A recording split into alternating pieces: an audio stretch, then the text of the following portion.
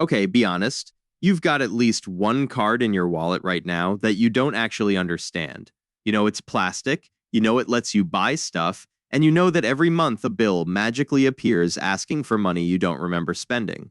Sound familiar? Here's the truth bomb for today. Not all credit cards are the same. Visa, MasterCard, Amex, Discover. They're not just different colors and logos, they actually work in completely different ways behind the scenes.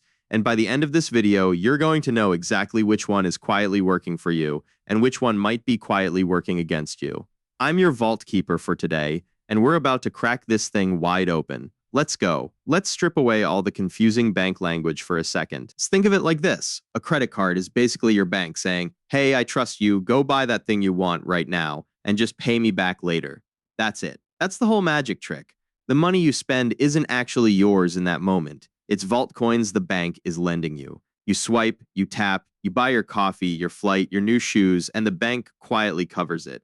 Then, usually around 30 days later, they come knocking and you're expected to pay those vault coins back. Pay it all back on time? Great. No cost, no stress. Don't pay it back. Well, that's when things get spicy, and we'll get into that near the end. But first, let's talk about the actual cards themselves, because here's something almost nobody explains properly. Every credit card actually has two separate layers working underneath it. Layer 1 is the network. That's Visa, MasterCard, Amex, or Discover.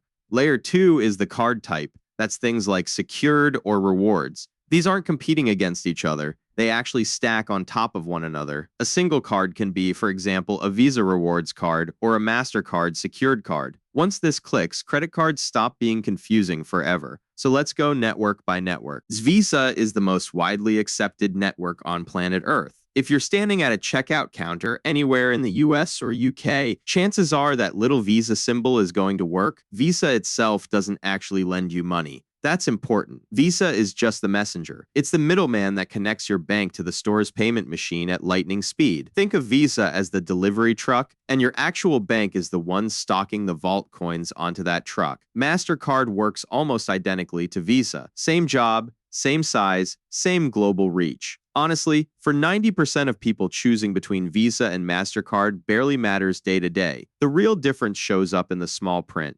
Some international fees, some purchase protection perks, some exclusive partner deals. But structurally, same engine, different badge. Now, here's where it gets interesting. Amex is different because unlike Visa and MasterCard, American Express is often both the network and the bank at the same time. That's why Amex cards tend to come with stronger rewards, better customer service, and brace yourself, often stricter approval requirements. It's the card that says, we're a little more exclusive, and we want you to feel that fewer stores accept it compared to Visa or MasterCard, but the people who use it often swear by the perks. Discover is the quiet one in the room, mostly used in the US, with a smaller footprint overseas. But here's its secret weapon, cashback. Discover built its whole reputation on giving people simple, rotating cashback categories, meaning some months you get extra cashback on gas, other months on groceries. It's less flashy than Amex, but for pure, straightforward rewards. Discover often quietly outperforms the big names. Now, let's talk card types, starting with secured cards. And honestly, if you're just starting your financial journey, pay close attention here. A secured card requires you to put down a deposit, let's say $200, and that deposit becomes your credit limit.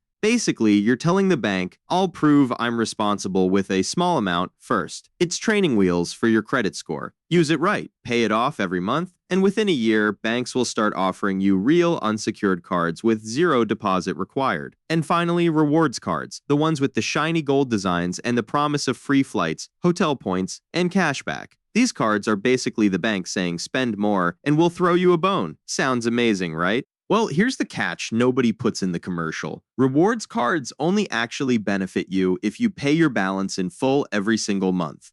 If you carry a balance and get charged interest, you'll lose way more in fees than you'll ever gain in points. The math only works if you're disciplined. All right, Vault Keeper, here's the section where I need you to lean in, because this is the difference between a credit card being a tool or a trap. Right now, across the US, Americans collectively owe over $1.2 trillion in credit card debt. That's not a typo, trillion, with a T, And the average person carrying a balance is paying an interest rate above 21%. Let me put that in real numbers. If you owe around $6,500, which is close to the national average, and you only pay the minimum every month, you could be paying that off for over a decade, and you'll hand the bank thousands of dollars in pure interest for nothing extra in return. That's the trap. The card isn't the villain here. Carrying a balance you can't pay off is. So here's your Vault Keeper survival guide, short and sweet. 1. Always check the APR before you apply. That's your real cost of borrowing. 2. Pick a card that rewards how you actually spend, not what looks cool on Instagram. 3. Never spend more than you can pay off within the same month. 4. If you're building credit from scratch, start secured, then graduate up. And 5. Set a reminder. Pay in full. Every single time. Do that, and a credit card becomes one of the most powerful tools in your entire financial life. So there you have it. Visa, MasterCard, Amex, Discover, Secured, and Rewards, fully unlocked. Same core idea, 6 completely different personalities. Now you know more about credit cards than most people who've been using them for 20 years. If this unlocked something for you, hit subscribe every Monday and Thursday. We crack open a new financial system together, one vault at a time. Stay sharp, stay secured. I'll see you inside the next vault.